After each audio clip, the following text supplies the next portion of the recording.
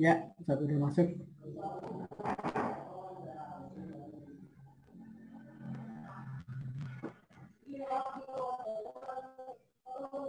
Assalamualaikum, Ustaz Rizza. Waalaikumsalam warahmatullahi wabarakatuh. Ahlan wa sahlan. Ahlan Bik. Apa kabar? Sehat, sehat. Apa kabar? Alhamdulillah. Alhamdulillah. Ini masih di Depok kan, Ustaz? Bukan di Mesir. Masih di rumah. Ustaz, kita mulai, Ustaz ya. Betul. Baik. Bismillahirrahmanirrahim. Assalamualaikum warahmatullahi wabarakatuh. Waalaikumsalam warahmatullahi wabarakatuh. Alhamdulillahirrabbilalamin. Wabihi nasta'in ala umri dunia wa din wa ala alihi wa ashabi ajma'in. Allahumma salli ala Sayyidina Muhammadin wa ala ali Sayyidina Muhammad. Marilah kita panjatkan rasa syukur kita kehadirat Allah atas segala limpahan nikmat karunia-Nya. Sore hari ini kita dipertemukan di dunia maya. Mudah-mudahan tidak mengurangi keberkahan yang Allah limpahkan kepada kita. Salawat dan salam pada suri teladan kita baginda Nabi Muhammad sallallahu alaihi wasallam. Suri teladan kita yang mulia, menjadi panutan hidup kita sepanjang zaman insyaallah. Bersama kita telah hadir guru kita Ustadz Rizza Maulan LCMA yang pada kesempatan hari ini akan menyampaikan materi tentang indahnya Ramadan di masa pandemi. Jazakallah Ustadz bisa hadir di Zoom. Ya. Jadi kita live streaming di Zoom dan di YouTube-nya Masjid Mahabbatur Rasul Ustadz. Kalau saya lihat ini yang hadir di Zoom ada 25, tapi ini di belakangnya ada orang Ustaz. Jadi kalau rata-rata misalnya bawa anak istri kali 2 ya 50 lah insya Allah mudah-mudahan sampai 100. Di YouTube saya belum lihat ada berapa. Anyway, mudah-mudahan keberkahan senantiasa kepada kita semuanya. Persingkat waktu, kami persilakan Ustaz untuk menyampaikan tausiahnya. Tafadhol masykurah. Ya, baik. Makasih Mas Kholis dan Bapak Ibu semua yang dirahmati Allah. Saya mohon izin sebelumnya share materi dulu ya di sini, biar kalau ada materinya lebih mudah bagi kita untuk menyimaknya. Baik, bismillahirrahmanirrahim. Assalamualaikum warahmatullahi wabarakatuh. Waalaikumsalam warahmatullahi wabarakatuh. Alhamdulillahilladzi جعل رمضان الشهر صيام والذي أنزل فيه القرآن هدى للناس وبينات من الهدى والفرقان أشهد أن لا إله إلا الله وحده لا شريك له له الملك وله الحمد يحيي ويميت وهو على كل شيء قدير وأشهد أن سيدنا ومولانا محمدا عبده ورسوله البشير النذير والسراج المنير وعلى آله وصحبه ومن سار على نهجه إلى يوم الدين أما بعد. Hadratul Mukarramin wal Muhtaramin, Saimin, Saimat, Bapak Ibu semua, mobil khusus DKM dan seluruh jajaran tokoh masyarakat, para alim ulama, ya, khususnya Mas Khalis yang sudah memfasilitasi kegiatan kita dalam kesempatan di sore hari yang insya Allah berkah ini. Di awal Ramadan, hari Jumat, ya insya Allah ini hari yang berkah bagi kita sekalian. Alhamdulillah kita masih diberi nikmat oleh Allah menjalankan ibadah saum Ramadan di hari awal yang tadi kita berharap di awal kita mulai dengan sesuatu yang baik dan indah. Mudah-mudahan di hari kedua, ketiga, dan seterusnya sampai akhir Ramadan kita juga bisa mengakhiri Ramadan dengan keindahan dan kesemarakan meskipun mungkin berbeda dengan semarak di tahun-tahun yang lalu. Tapi insya Allah sebagai seorang muslim tidak boleh kita berkecil hati, tidak boleh kemudian berputus asa, apalagi kemudian bersuuzon kepada Allah gitu ya tentang kondisi yang menimpa kita sekarang. Pasti ada hikmah yang sangat-sangat luar biasa di balik pandemi COVID-19 seperti yang sedang melanda hampir seluruh dunia termasuk di dalamnya negeri kita. Mudah-mudahan materi saya kelihatan di sana semuanya. Ya, ini saya masuk ke halaman yang kedua. Di sana bergerak ke halamannya? Bergerak, Ustaz. Bergerak. Oke, baik kalau begitu kita lanjutkan. Jadi Bapak Ibu sekalian yang dirahmati Allah, kalau kita lihat dalam Al-Quran maupun dalam Al-Hadis, dan kita telaah dari pandangan para ulama terkait dengan apa tujuan kita menjalankan ibadah puasa Ramadan, pasti yang pertama adalah la'allakum tattaqun, agar kita menjadi orang yang bertakwa.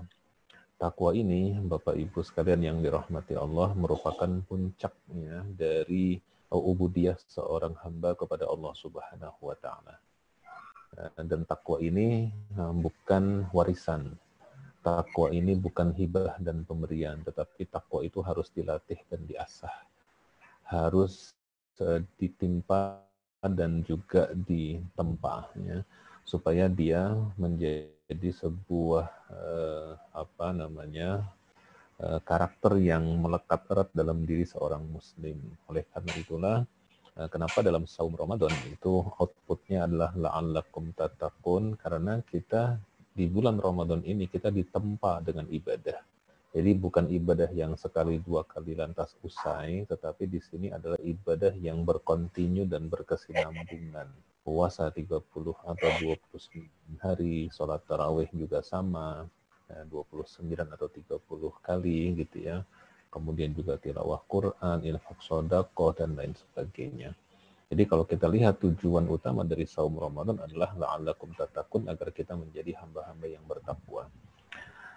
Kemudian yang kedua adalah di dalam saum Ramadan itu juga Allah Subhanahu wa taala ingin mengajarkan kepada kita, melatih kita untuk meningkat ya kepedulian sosial kita kepada para masakin dan du'afa.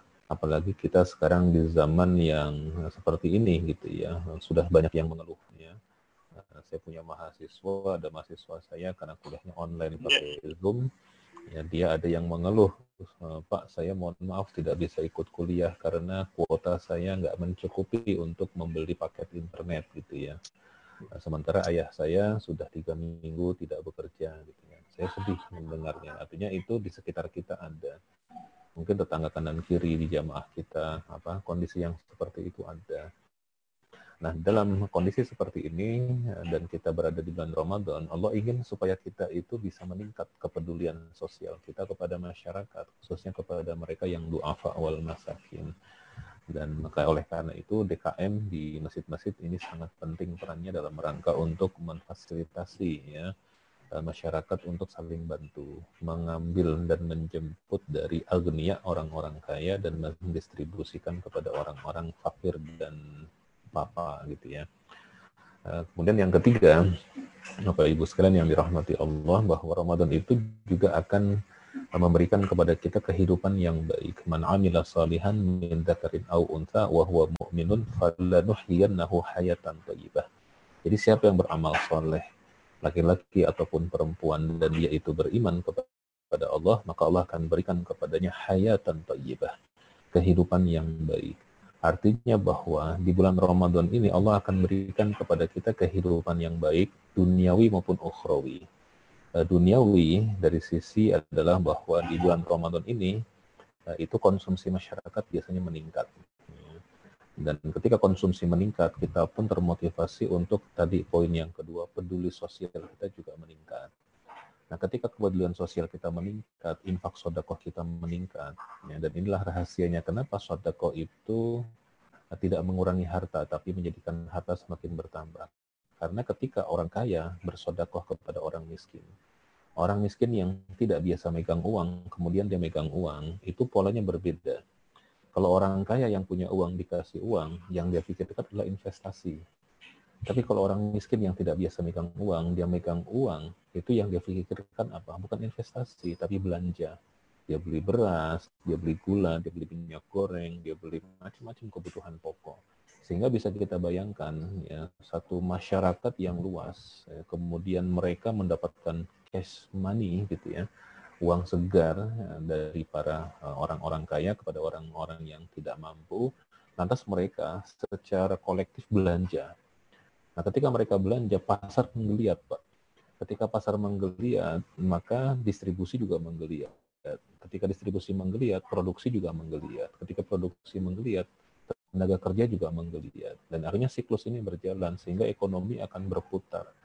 Dan saya yakinnya meskipun dalam kondisi pandemi COVID-19 yang ekonomi melambat sedemikian rupa, tapi akan sangat terbantu dengan Ramadan.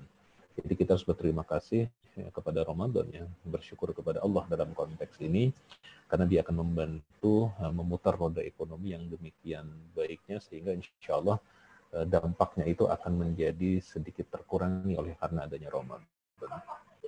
Jadi dan ketika kondisi seperti itu tentu akan menjadikan kehidupan kita semakin baik.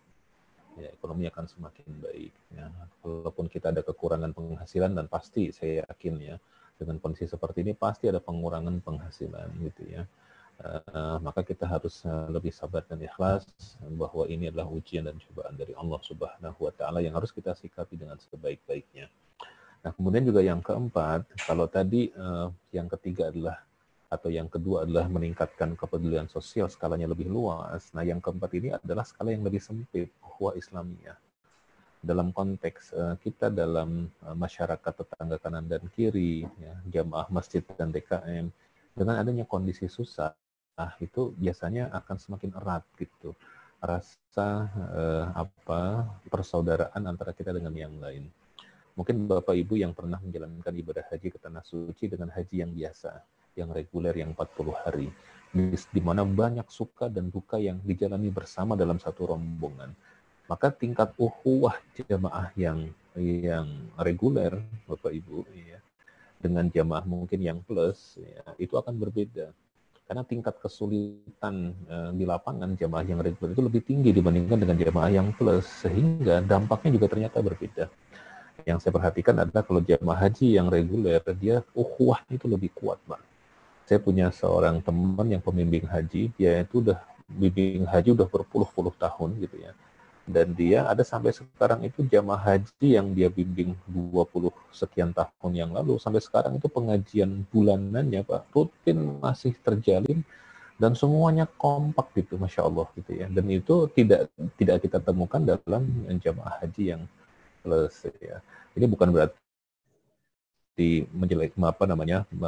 menomorduakan yang plus, tidak juga ya Bapak Ibu ya, karena kan yang plus juga pasti banyaknya. Cuma dari sisi yang kita bicarakan adalah ukhuwah Islamiyah itu biasanya akan semakin kental dan kuat ketika duka itu ditanggung bersama gitu.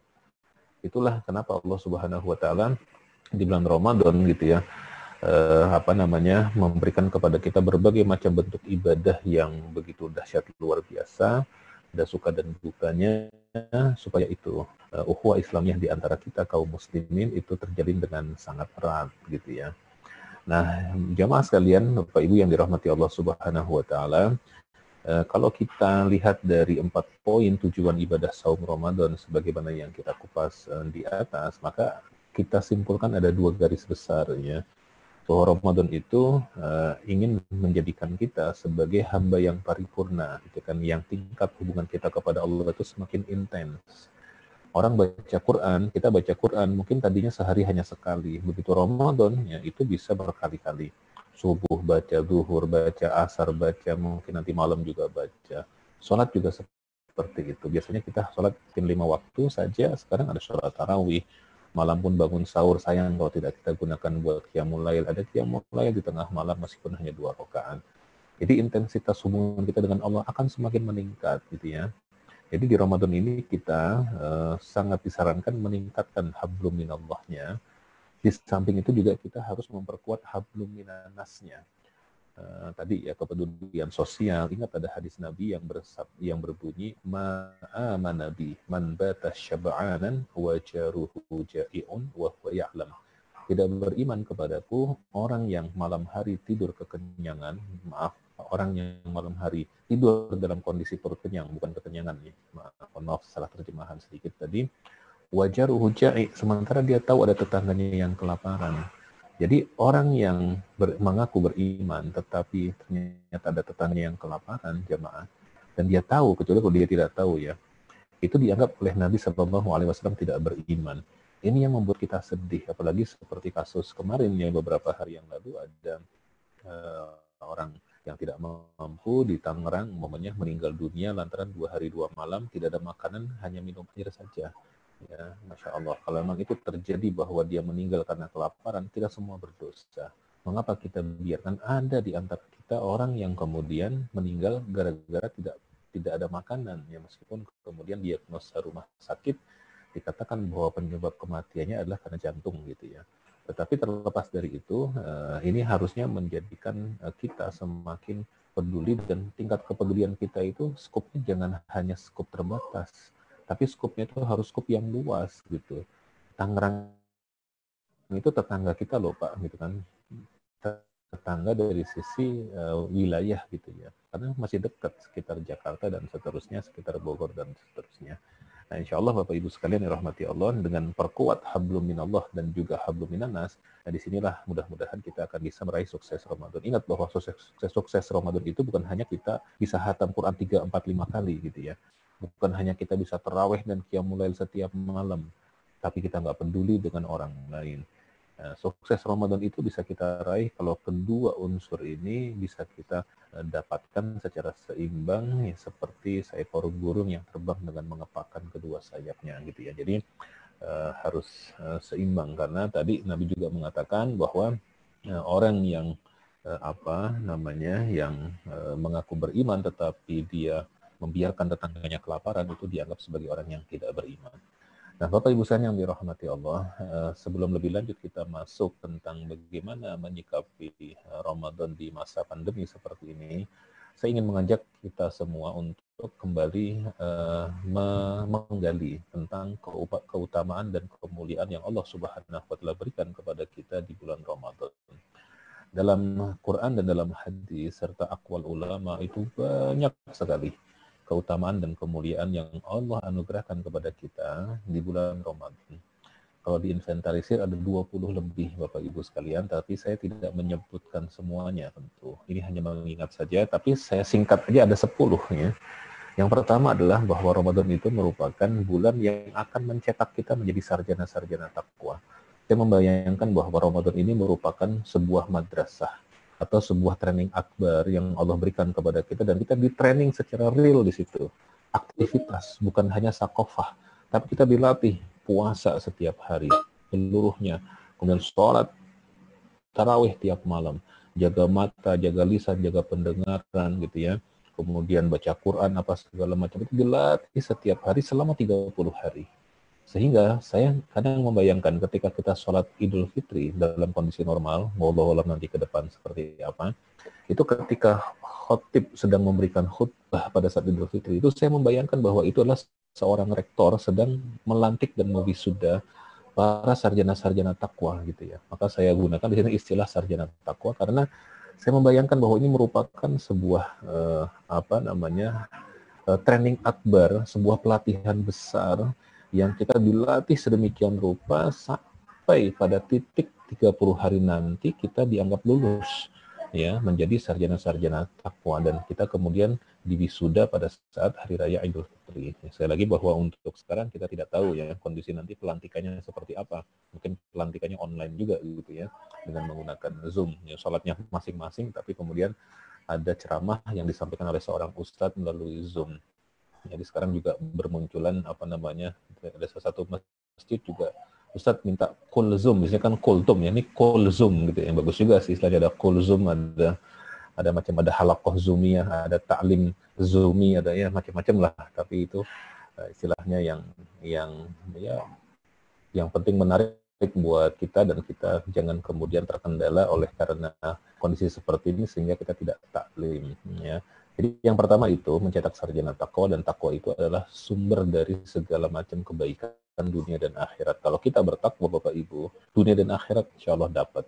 Wa may yattaqillaha yaj'al lahu makhraja. Orang yang takwa, Allah kasih bagi dia makhraja, jalan-jalan keluar. Punya problematika kesulitan hidup nggak? Pasti punya gitu ya. Namanya orang hidup, mustahil orang hidup nggak punya problem.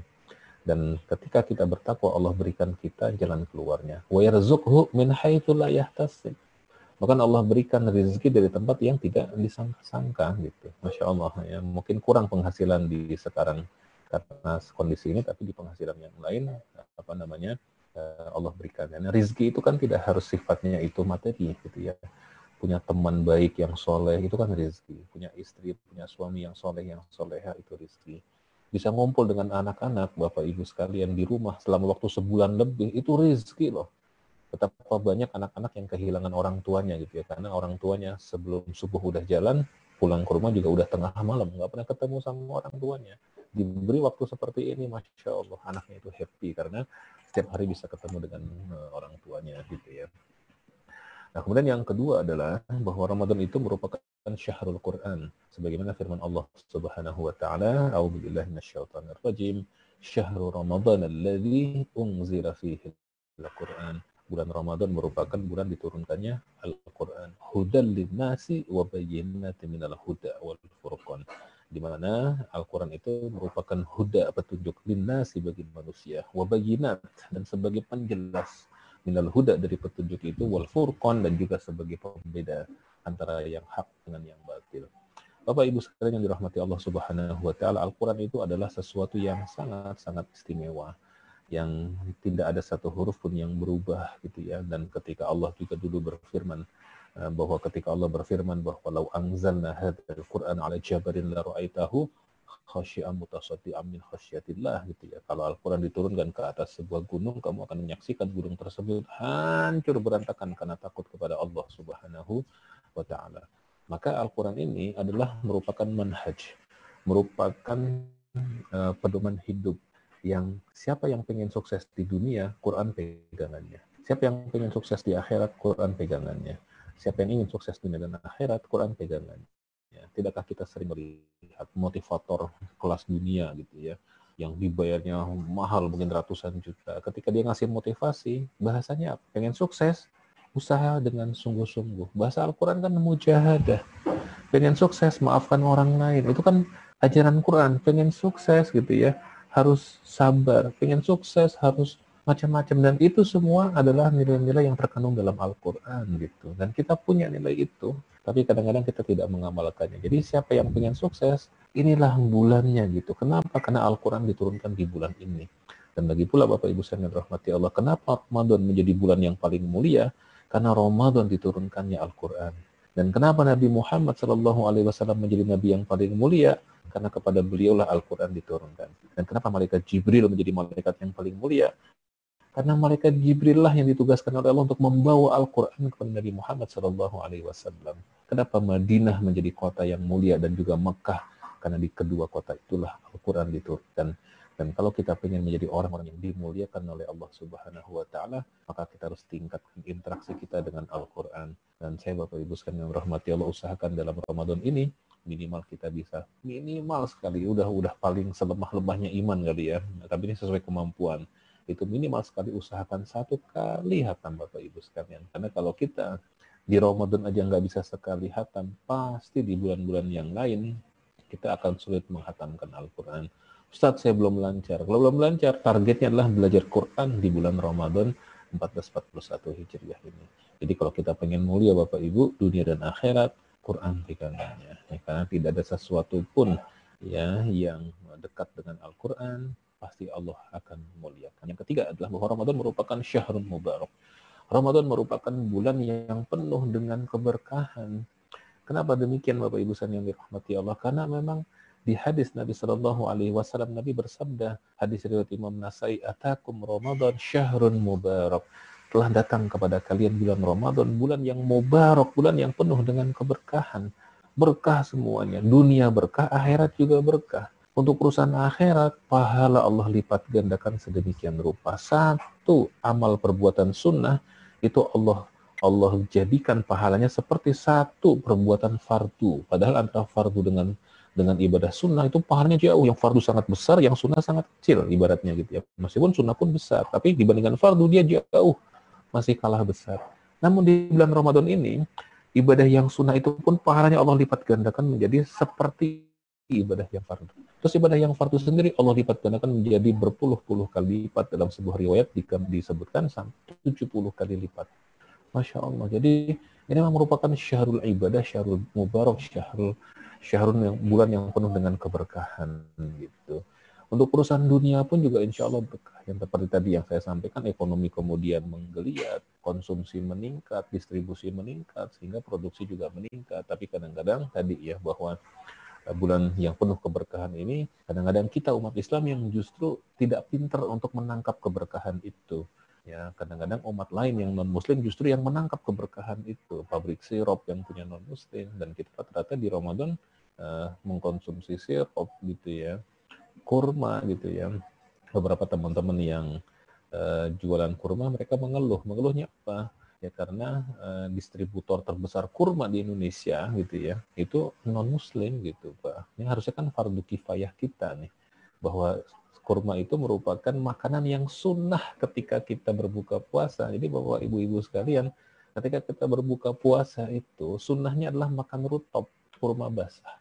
Kalau kurma basah nggak ada, baru tamar, kurma kering gitu. Nah, kalau nggak ada kurma kering, baru kemudian air putih ya, bukan kolak pisang, ya, tapi air putih. Nah, makanan sunnah yang dianjurkan untuk kita makan ketika berbuka puasa, ini kan harusnya dimonopoli oleh kita. Dimonopoli dalam arti yang positif ya, bukan dimonopoli dalam arti yang negatif. Artinya, kita yang harusnya mengimpor, kita yang menjadi distributor, kita harusnya menguasai perdagangan pasar kurma, kira-kira begitu. Karena ini makanan kita. Tetapi ternyata kenyataannya tidak, gitu ya. Bahwa kita sedih ya.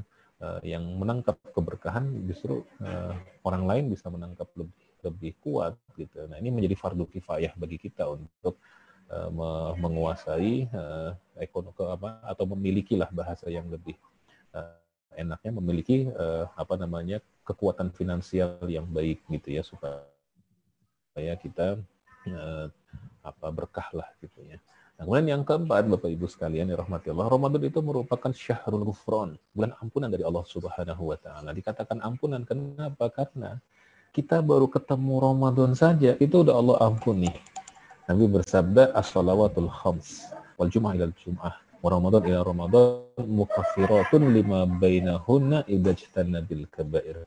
Jadi salat yang 5 waktu, Jumat ketemu Jumat, ya. Ramadan ketemu Ramadan, itulah penggugur dosa-dosa di antara keduanya apabila mereka meninggalkan perbuatan-perbuatan dosa besar. Jadi baru ketemu saja mukaffirat, ampunan dosa.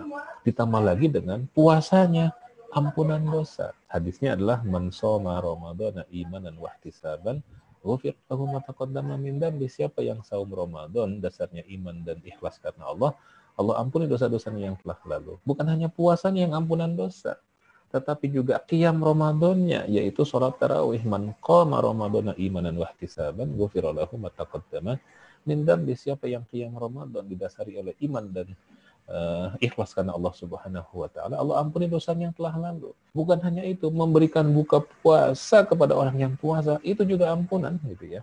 Man fattara fihi shaiman, ya, man fattara, hadisnya kira-kira saya agak lupa teksnya, siapa yang memberikan buka puasa kepada orang yang berpuasa, kana maghfiratan lidzunubi, menjadi ampunan bagi dosa-dosanya. Jadi Masya Allah, ketemunya Ramadan ampunan, puasa Ramadannya ampunan, sholat tarawihnya ampunan, memberikan buka puasanya ampunan. Jadi 4 ampunan dalam puasa Ramadan ini, Masya Allah. Ya, maka apa tidak bahagia kita. Dan saya terus terang yang paling saya harap di antara yang ada itu adalah ampunan dosa ini, Pak. Karena dosa-dosa kita, ya Allah, semakin hari semakin bertambah dan bertambah. Kadang tidak imbang ya, antara bertambahnya usia dengan bertambahnya dosa usianya. Artinya kalau bukan maksud saya begini, tidak imbang antara bertambahnya usia dengan perbandingan bertambahnya pahala dan bertambahnya dosa. Ya, harusnya kan tambah usia, pahalanya yang semakin meningkat. Ini kadang-kadang kita bertambah usia, dosa kita yang semakin meningkat gitu ya. Nah, maka di sini ada ampunan dari Allah, Pak, yang harus kita gapai bersama-sama. Nah, yang kelima adalah bahwa Ramadan itu merupakan bulan dibukanya pintu-pintu surga. Dalam hadis sahih disebutkan bahwa futihat lahu, ya, futihat fihi abwabus sama. Di bulan ini dibuka pintu-pintu surga gitu ya. Dan bagi seorang muslim, apa sih obsesi terbesar dalam hidupnya kecuali masuk surga gitu ya. Mau dikasih mercy, mau dikasih apa, kamu dikasih mercy mau nggak, tapi dijamin masuk neraka, pasti pada nggak mau. Ya, kalau kita dijamin masuk surga, Masya Allah gitu ya. Saya membayangkan seperti Bilal gitu ya. Bilal itu di subuh hari suatu ketika dipanggil oleh Nabi, wahai Bilal, ya, amalan apa yang kamu lakukan?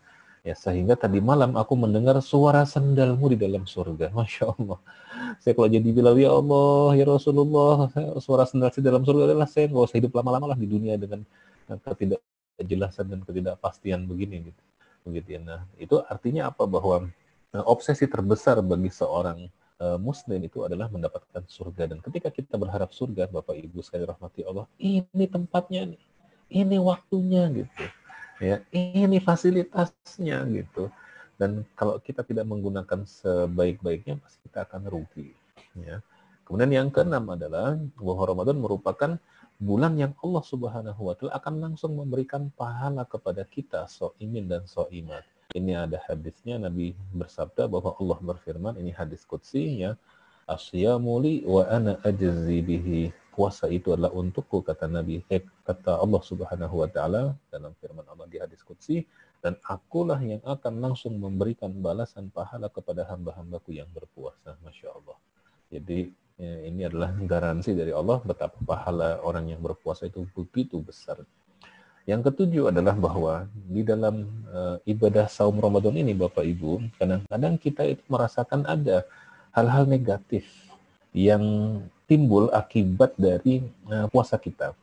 Sebagai contoh, karena kita tidak makan selama 12 jam kurang lebih lebih dari 12 jam ya, maka kita akan merasakan atau secara alami lambung kita yang kosong ini akan berproses yang kemudian menimbulkan aroma tidak sedap di mulut kita. Kalau orang Betawi nyebutnya ada bau naga yang nggak sedap gitu.